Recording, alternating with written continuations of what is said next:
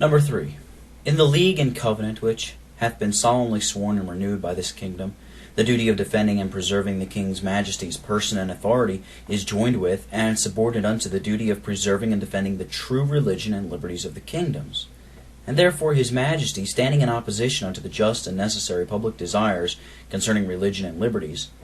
it were a manifest breach of covenants, and a preferring of the King's interest to the interest of Jesus Christ, to bring him to the exercise of his royal power, which he, walking in a contrary way, and being compassed about with malignant counsels, cannot but employ unto the prejudice and ruin of both.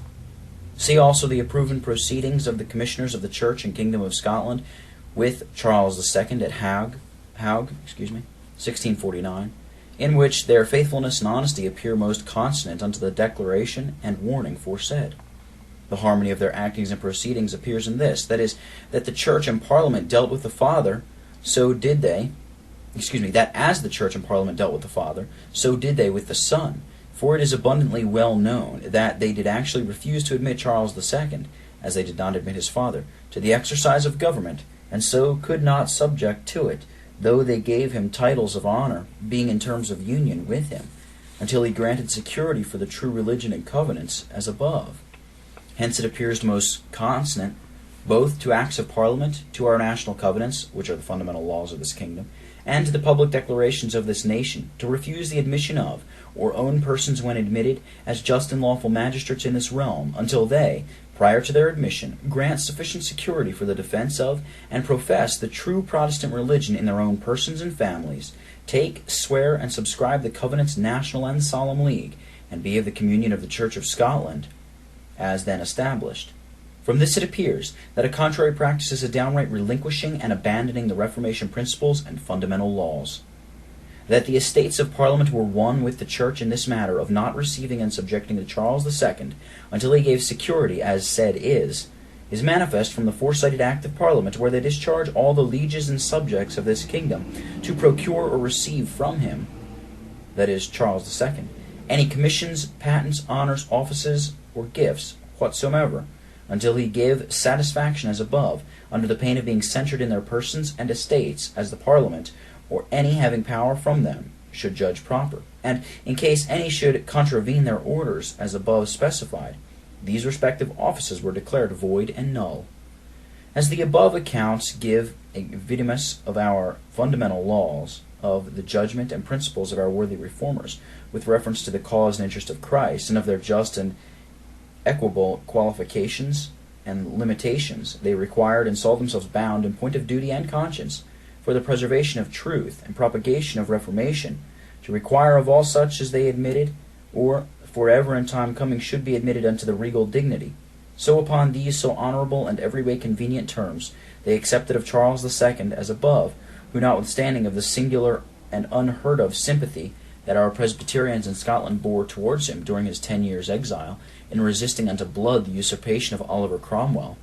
immediately upon his mounting the saddle of preferment, did throw off the mask, and requited their love with hatred, and their kindness with shedding their blood. And, having treacherously broke the covenants and all manner of sacred ties, he overturned and razed our excellent constitutions and fundamental laws, yea, advanced, or rather swelled up to that height of monstrosity, absolute power and tyranny, that by the wicked hell-hatched Act Recissory, 1661, he rescinded the whole parliaments and all their acts from 1640 to 1649 inclusive, establishing our sacred and civil rights and privileges and glorious Reformation. And in another act of that same Parliament he condemned and disowned the binding force of our sacred covenants, brought in and established abjured prelacy, and spewed out such a flood of malice and enmity against the Church of Scotland, which he had so often sworn to maintain, and all her members, and any whatsoever,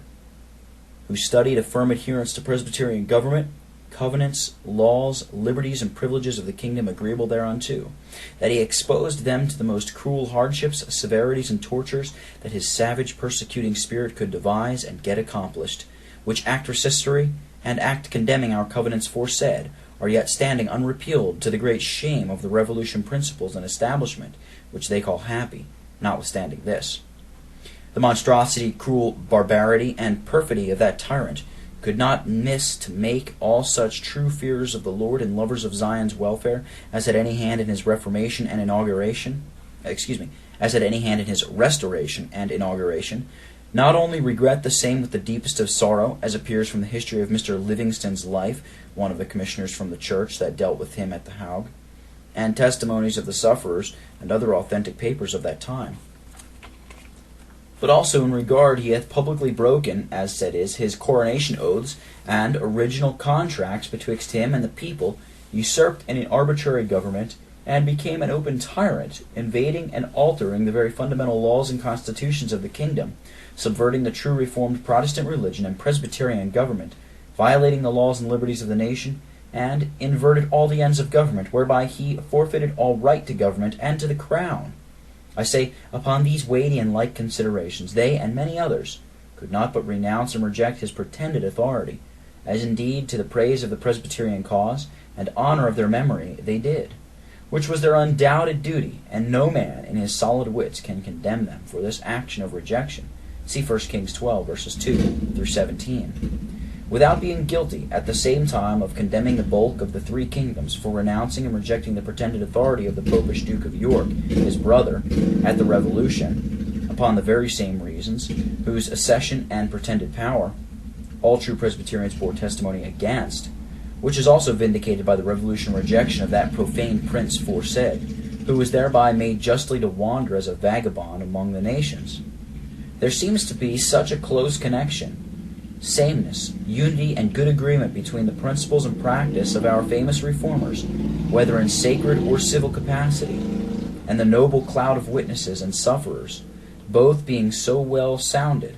all along during the 28 years of bloody persecution and tyranny, down to the Revolution, as to the essentials and substance of their testimony, that ever since Presbyterian dissenters from this Revolution plan of civil government cannot approve of the former, but they must both disapprove of the latter and continue the former practice.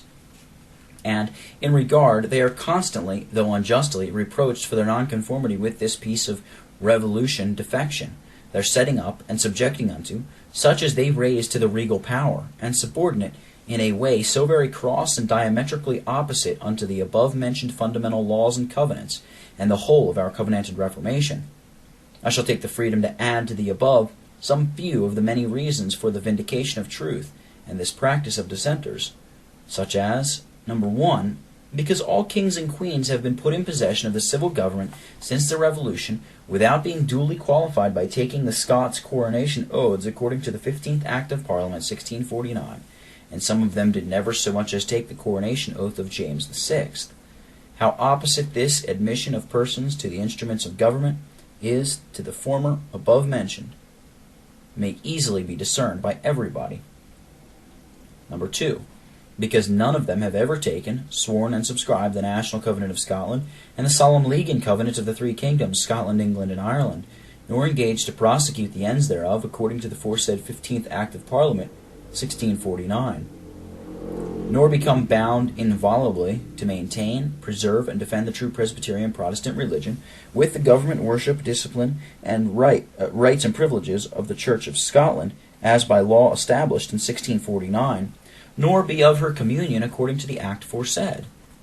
Number 3, because all persons admitted to rule over these three lands maintain that wicked act, made in Middleton's Black Parliament, in time of the late tyranny, condemning our covenants, both national and solemn league, which act binds up all persons from entering into and renewing the same without the consent of the civil powers, or by a bar preventative of prosecuting indispensable duty, founded on and agreeable to the word, acts of faithful parliaments, and the fundamental laws of this nation is kept up, which, as it was founded on perjury, its continuation can be nothing less, etc. Respice sinem. Number 4, because they all maintain that heaven-daring act recissory, made in the foresaid unhappy Parliament, rescinding the whole Parliaments of Scotland, betwixt the year 1640 and 1649 inclusive, and the whole legal establishment of the true Reformed Protestant religion and Presbyterian Church government, which is the ordinance of God, which act is not only destructive of the being of parliaments and fundamental government of this ancient kingdom, but by it the whole of the covenanted work of Reformation and reform principles of the Church of Scotland stand publicly condemned. Number 5, because the anti-Christian hierarchy of archbishops, bishops, and other ecclesiastic officers depending thereon, together with all the superstitious service and ceremonies of the Church of England, are by law established in England and Ireland, and tolerated in Scotland, which ought not to be so much as connived at in any part of these three covenanted kingdoms, to the great prejudice and subversion of the true Reformed religion, which is the indispensable duty of all in these lands foresaid, sincerely, really, and constantly to maintain and preserve, and to oppose, yea, grub up, and keep out all heresy, superstition, and profaneness contrary thereunto. Number 6. Because popery, etc., is now tolerated in England and Ireland, and we may say virtually in Scotland, as the penal statutes, the acts and laws made against popery and papists, are not vigorously, impartially, and effectually put into execution, but, on the contrary, they are too much countenanced, encouraged, and suffered to overspread with their masses and other execrable idolatries in many places of these kingdoms, particularly one of them in the Canongate of Edinburgh, under the protection of the present government, but hath indicted and proclaimed some Presbyterian ministers rebels for continuing in the exercise of their ministry and profession of glebes and manses, and possession of glebes and manses, after they were unjustly and tyrannically deposed by this church for adhering to and prosecuting the ends of the covenants. Number 7. Because the kings and queens of these realms, ever since the foresaid work of Reformation and uniformity was overturned and rescinded, and abjured prelacy reestablished, have been by the laws of England not only engaged and sworn to support, defend, and inviolably maintain the prelatic hierarchy and English popish ceremonies of that church, which is a most direct supporting and maintaining that which these lands are, by the holy and inviolable oath of God, sworn to bear down and exterminate, but also to be themselves personally of the communion of that church, as by law established, in which England acts more like a people maintaining a principle such as it is, and requiring that as a condition sine qua non, than professed Presbyterians in the nation and Church of Scotland, who overlook it altogether, which yet is plainly contrary to the Word of God, our laudable laws, sacred and civil liberties, privileges and covenants, and therefore involves all such occupants in the dreadful guilt of perjury, which cannot fail to bring wrath from the Lord upon them, their posterity, and people. Number 8. Because they have been these many years joined and yet continue in sinful associations, confederacies, and leagues with popish princes, supporters of the very Antichrist, and others who are known malignants and enemies to the true Reformed Protestant religion, which anti-scriptural associations, etc., are expressly condemned in God's Word, and have been still plagued of him with signal judgments. See famous Mr. Gillespie's Miscellany Questions, and Mr. Hugh Binning against associations with malignants, etc. Number 9. Because all such as have a long time been admitted to the possession of the government have always by the laws and customs of England assumed and appropriated to themselves the style or title of the head of the church and supreme judge in all causes, whether civil or ecclesiastic. For proof of this, I find in a declaration dated at St. James's, June 13th, 1715, concerning the articles of the Church of England made by the late King George, these words, quote, "Being by God's ordinance, according to our just title, defender of the faith, and supreme governor of the church, within these our dominions, etc., that we are supreme governor of the Church of England, and that if any difference arise about the external policy concerning injunctions, canons, and other constitutions whatsoever thereto belonging, the clergy in their convocation is to order and settle them, having first obtained leave under our broad seal so to do," unquote, etc.